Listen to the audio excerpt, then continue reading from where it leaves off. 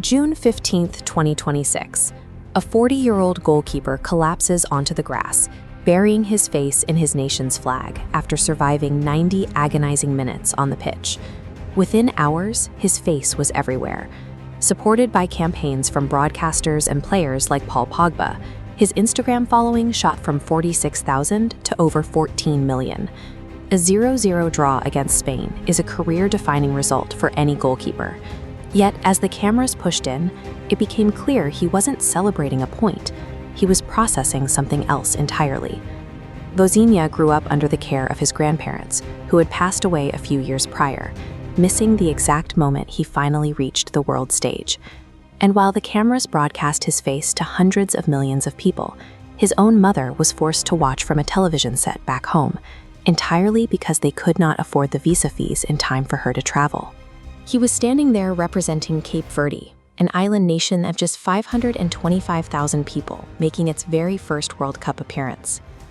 Vozinha was defending a net against the most expensive roster in football, while carrying a lifetime of personal grief and financial barriers on his shoulders. To understand how he got to that pitch, we have to rewind his timeline. He didn't secure his first professional contract until he was 25 years old. The massive generational gap on the field is hard to overstate. The exact year Vozinha finally turned pro, in 2007, his opponent, Barcelona prodigy Lamine Yamal, was being born. While the Spanish squad was groomed in elite European academies, Vozinha spent 15 years grinding through uncelebrated leagues across Moldova, Cyprus, and Slovakia. He even spent a stint playing in Angola, carving out a career in environments entirely disconnected from the spotlight of global football. His path was so precarious that entering this tournament, his club contract had actually expired. He signed with Cape Verde on a free transfer just 10 days before kickoff. And yet, this grueling, invisible journey culminated here, under the bright lights of Atlanta. 2 decades of fighting for roster spots in obscurity built the exact psychological armor he needed to face down the defending European champions. This animated chart illustrates the brutal reality of the matchup. Spain unleashed 27 shots against Cape Verde 6, and they held a suffocating 74% possession, starving the island nation of the ball for nearly the entire duration of the match. The pressure peaked in the 39th minute. Spain broke through the defensive line, serving up a wide-open, point-blank opportunity for Ferran Torres. Vozinha aggressively dove at Torres, forcing a block that sent the ball violently careening off the crossbar. On the immediate rebound, another Spanish forward went for the header. Vozinha scrambled, launched himself backward through the air, and pushed the ball to safety with his fingertips. 4 days later, they had to prove this defensive masterclass was legitimate. Their next opponent was Uruguay, an original World Cup winner and a historical giant of the sport. Late in the second half, the clock was rapidly ticking down, and Cape Verde had fallen behind 2-1. But Vozinha continued to hold the line under heavy fire, keeping the deficit at a single goal just long enough for his teammate Elio Varela to force a miraculous 2-2 equalizer.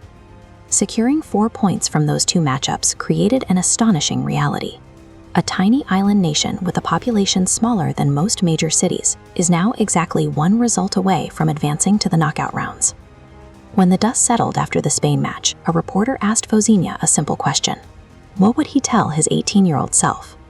He answered, "I would tell 18-year-old Vozinha to be really proud of himself. I have worked my whole life for this moment. I'm 40 years old. I started playing football professionally when I was 25. I thought about leaving, but I continued because of this dream." The visual contrast on that pitch is striking. On one side, you have the Spanish establishment, featuring some of the highest-paid, most carefully developed athletes in human history. On the other side, an underdog squad of players, earning mere fractions of their opponent's salaries, anchored by a 40-year-old journeyman. He spent 15 years in the shadow of the sport, only to stand firm against the world's most expensive forwards at age 40. Success, in this case, didn't follow the scouts' timeline. 1 group stage match remains on the schedule, but for a man who turned pro at 25 and faced unemployment just days before the tournament, the weight of this moment is already final. In front of the entire world, holding his flag on the grass, he successfully honored the grandparents who raised him and the mother who had to watch him from afar. So, do you think Cape Verde makes the knockout rounds?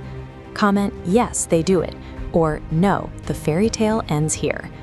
And hit subscribe, because in the next video, I'm covering 5 other underdogs who are ignoring the rankings and forcing their way into the global conversation.